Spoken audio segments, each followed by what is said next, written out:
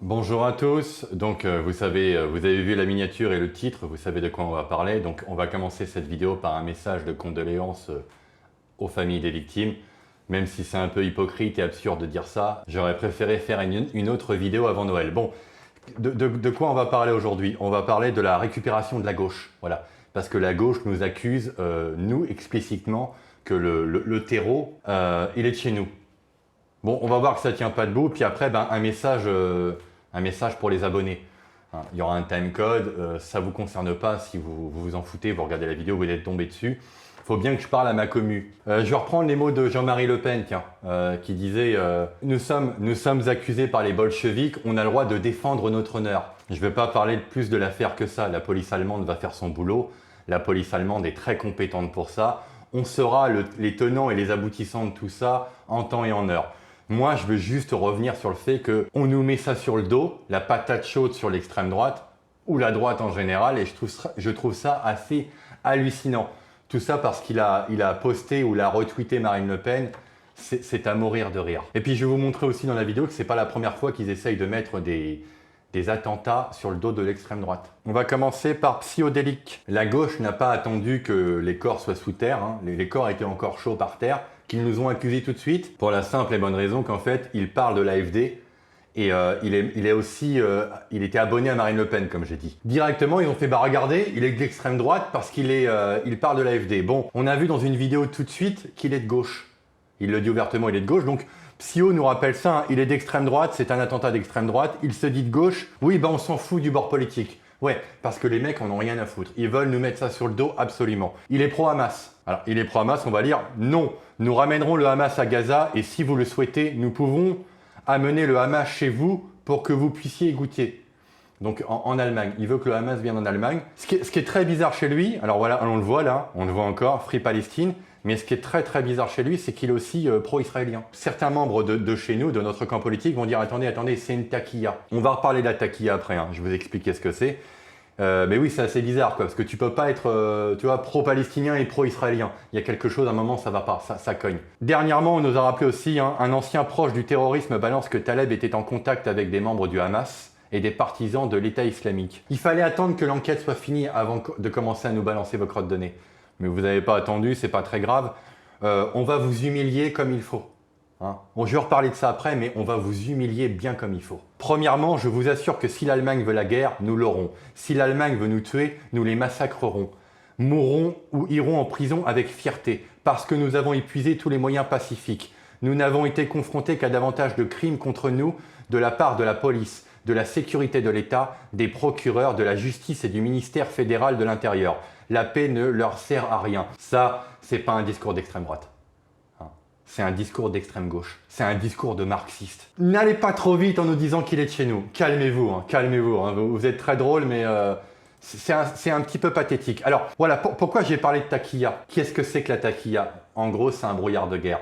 Vous êtes islamiste, vous voulez faire des attentats en Occident, vous vous faites passer pour un chrétien, un apostat ou n'importe quoi. Parce que oui, j'ai oublié, il s'est fait passer pour un apostat. Donc je répète pourquoi l'extrême droite parle de taquilla. Je montrerai le son et c'est à 17 secondes. Vous regardez là, ici, quand ce sera 17 secondes, il va dire quelque chose de très intéressant. C'est son arrestation.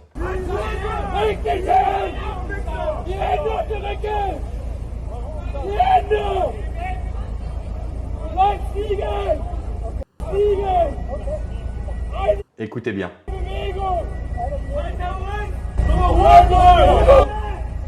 On va le remettre vite fait, pour bien que vous entendiez, c'est Allah Akbar. Il crie Allah Akbar. Voilà. Il a crié Allah Akbar. Cette vidéo peut être truquée. Hein. Ça peut être l'IA, ça peut être un montage. Moi, j'y crois pas. On voit bien que c'est sa voix. C'est pas non plus une victime qui s'est réveillée. Momo n'est pas venu sur Terre réveiller une victime des attentats. Mon Dieu, en fait, ils ont raison. Allah est grand, vive Allah Akbar. Non, c'est pas ça. Et c'est pas un flic qui l'a crié. C'est pas non plus des passants. C'est lui qui le dit. Il le dit parce qu'il a des flics qui sont devant lui avec une arme et qu'il a peur de se faire déglinguer. Dans sa tête, à mon avis, il a vu sa mort. Il s'est dit, ils vont me plomber, c'est terminé, je vais mourir. Et c'est pour ça qu'il y a la voix de barre. Je ne sais pas s'il y a la taquilla ou pas. mais il le crie. Hein. Parce que maintenant, si vous ne savez pas, la taqiyya, c'est une théorie d'extrême droite. C'est une théorie complotiste. Alors, il faudrait savoir, hein, parce que pendant les attentats du 11 septembre, les terroristes ont fait une taqiyya. Ils sont restés 1 an avec des Américains, ils ont mangé avec des Américains, ils ont fait leur vie avec eux. Ils ont même pris des cours d'avion. Et puis au moment fatidique, hein, ils se sont révélés, enfin surtout arrivés dans l'avion, et puis ils ont foncé dans des tours. Voilà. Si vous n'avez pas compris le principe de la taqiyya, c'était ça. Et bien maintenant, ça, dire que c'est de la taqiyya, c'est une théorie complotiste d'extrême droite. Pourquoi pas? Allons-y, continuons. Hein. On n'est pas, je vais reparler de ça après, hein. Le Mordor, vous êtes des orques. Vous êtes vraiment le mal incarné. À vrai dire, on s'en fout. Que ce soit de la taqiyya, un apostat, ou n'importe quoi d'autre, c'est un attentat pro-Hamas ou je ne sais pas quoi, où en fait il est de chez nous, en fin de compte l'enquête va mener qu'il est de chez nous, on n'en a rien à faire. D'accord? L'assimilation, on en a parlé la semaine dernière, l'assimilation ne fonctionne pas. Le mec, ça fait 19 ans qu'il est là. Je vais le rappeler encore une fois, il était médecin. Les Allemands l'ont accueilli parce qu'il avait des problèmes en Arabie Saoudite. Il a mangé avec des Allemands. Il a soigné des Allemands parce qu'il était médecin. Il a côtoyé des Allemands tous les jours. Il a peut-être même été en couple avec une Allemande. Tout ça pour finir par prendre sa bagnole et défoncer des gens qui n'avaient strictement rien fait. Après 19 ans, c'est le résultat de l'assimilation de ces gens-là. Vous êtes immonde, je l'ai dit, vous êtes l'armée du Mordor, c'est ce que vous êtes. Vous avez vraiment une frontière après Greg Tabibian. Il faut vraiment qu'on considère que vous êtes plus humain. Je parle des gauchistes, des gauchistes de souche. Je parle vraiment de vous, vous êtes vraiment l'armée du mal. Voilà. La preuve en est avec cette miniature, pas du ring. Encore une fois, dans les victimes, il y a un gamin de 9 ans. T'as même pas attendu qu'ils soient enterrés pour nous sortir cette saloperie. 70 victimes dans un attentat d'extrême droite, mais c'est la faute de l'immigration. Non mais attends, et regardez, bon Bardella c'est un homme politique, tu peux y aller, il n'y a pas de souci. Mais Vincent Lapierre, comment oses-tu? Il est issu de l'immigration, Vincent Lapierre. Sa mère ou son père vient de Colombie ou du Venezuela, je ne sais plus. Comment oses-tu faire ça? Et Alice Cordier, tu mets la tête d'Alice Cordier sur une miniature. Un mec de chez vous qui est aujourd'hui député l'a menacé d'une balle dans la tête. Toi, t'es vraiment né avant la honte. T'es vraiment une horreur. Tu mérites ce qui t'arrive avec Roblan. Vous vous rappelez de Mohamed Merah. Au tout début de l'affaire, je ne sais pas si je vais retrouver les sources. Les plus anciens s'en rappellent. Il nous avait fait passer le mec au départ qui avait tiré sur les militaires, qui était de couleur, qui était métisse, qui venait d'outre-mer, je ne sais plus, mais qui était basané quoi. Il nous avait fait croire que c'était un blond aux yeux bleus. Libération avait dit, on sait qui c'est un blond aux yeux bleus, c'est un attentat d'extrême droite. Bon, pas de bol quand on a vu la gueule de Merah, ça n'a pas tenu.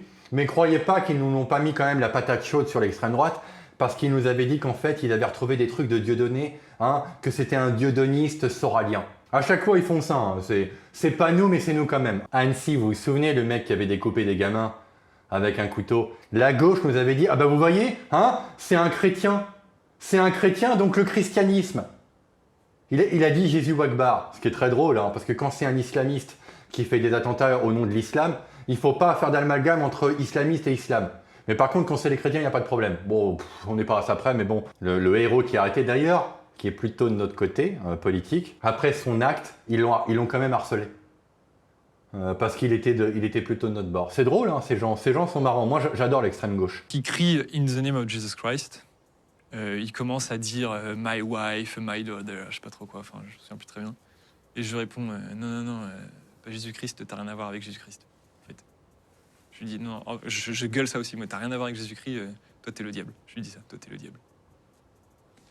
Oui, parce qu'il a, pardon, excuse-moi, je coupe, il a découpé des enfants. Au départ, qu'il était chrétien ou pas, le problème c'était un problème d'assimilation, c'est qu'on accueille des gens qu'on ne devrait pas accueillir. Ce que j'ai dit le lendemain matin, quand on m'a dit « mais qu'est-ce que vous en pensez d'un chrétien qui tue au nom de Jésus-Christ ?» Je lui disais « alors, je sais pas s'il est chrétien ou pas, à la limite, ça me regarde pas. Ce que je sais, c'est que ce qu'il a fait est fondamentalement anti-chrétien. On ne peut pas tuer des enfants qui sont l'innocence et la pureté même au nom de Jésus-Christ, qui lui-même s'est offert en sacrifice pour nous. Tu vois, c'est pas possible, c'est contre tout, c'est contre toute la Bible. On a eu des réponses à cette question depuis? Oui. Écoutez maintenant, je vais couper après parce que c'est pas très, ça nous intéresse pas pour la vidéo. Oui, le dossier du gars est connu maintenant. J'ai rencontré d'ailleurs la magistrate qui s'était occupée de son dossier. C'est un ancien de l'armée de Bachar al-Assad. déserteur affilié État islamique, qui a fait des bêtises avec l'État islamique, qui a trouvé au bout d'un qui donc a voulu demander l'asile politique en Europe, mais on lui a dit pour pouvoir avoir l'asile politique en Europe, il faut que tu sois soit chrétien d'Orient, soit homosexuel. Enfin, déclaré en tant que chrétien d'Orient ou déclaré en tant qu'homosexuel, ça va te faciliter les démarches. Et donc il s'est déclaré chrétien d'Orient, donc en fait il a faussé son identité en Turquie. Et en fait après il a dragué une vraie chrétienne d'Orient pour le coup, il a refait sa vie avec elle en Suède, mais la fille au bout d'un moment s'est rendue compte de la supercherie. Donc ils ont eu Ah bah non, on va écouter la suite, parce que je n'avais pas écouté jusqu'à là en fait. un gosse ensemble, etc. Il allait jamais à la messe. Il y a eu alors, BFM TV a fait des enquêtes d'ailleurs sur place, etc. Ils sont allés voir, mais le type, vous l'avez déjà vu, machin, etc. Les chrétiens en Suède qui disent, bah non, on l'a jamais vu ce type, on sait pas qui c'est, enfin bref. Et donc, les autorités suédoises l'ont attrapé, ont regardé son dossier, ont fait, mais en fait, t'as rien à faire ici. Donc, il est expulsé. Il arrive en Suisse, il a fait la demande d'asile en Suisse. La Suisse lui a dit non. Il arrive en France, il a fait la demande d'asile en France. La France a dit non, mais il est resté en France. Ah, je ne savais pas qu'il y avait toutes ces affaires en fait. Ah ouais. Donc il n'était pas catholique. Son dossier dit que non. Moi, je pense qu'il était fou. Et d'ailleurs, il lançait le psy. Même si tu me permets d'avoir ce regard plus spirituel, je pense qu'il était possédé. Mais bon, ça m'appartient. Il est en cellule. Oui, non, c'est bon, on a déjà assez de complotistes. Non, calme-toi, arrête là. Non, c'est pas fou, même l'autre, il est pas fou, ils sont pas fous, ils savent ce qu'ils font. Tu sais, attends, quand même, tu te maries avec une chrétienne, tu t'as un gosse avec, tu manipules. Non, c'est pas de la folie. La taquilla. Mais encore une fois, je m'en fous. Hein, dites que c'est un truc complotiste, je m'en tape. Le mec n'a rien à faire ici. Voilà. Bon, voilà, ça tient pas debout. Ce mec n'est pas d'extrême droite. La partie de la vidéo est terminée. On va pas en reparler. Bah non, message pour les abonnés. Et puis si vous êtes restés jusqu'à là, bah, joyeux Noël. Hein, faites attention à vous. Si vous sortez, vous allez sur un marché de Noël, faites très attention. Si vous allez dans une église faire la messe de Noël, restez près des portes. Des portes de sortie, c'est pas une blague, on en est là. C'est pas une maladie mentale des droitards. Ça devient dangereux de vivre en Europe. Et sinon, joyeux Noël, passez ça avec votre famille. Regardez mon film préféré, je regarde tout le temps au moment de Noël, c'est Le Père Noël est une ordure. Ils vont le passer, c'est sûr. Et puis pour ceux qui fêtent Noël tout seul, ne désespérez pas. Il y a encore 15 ans, 10-15 ans, oui, je fêtais Noël aussi tout seul. Hein, je mettais même pas de sapin parce que ça fait déprimer. L'année prochaine, j'essaierai de faire un live pour ces gens-là.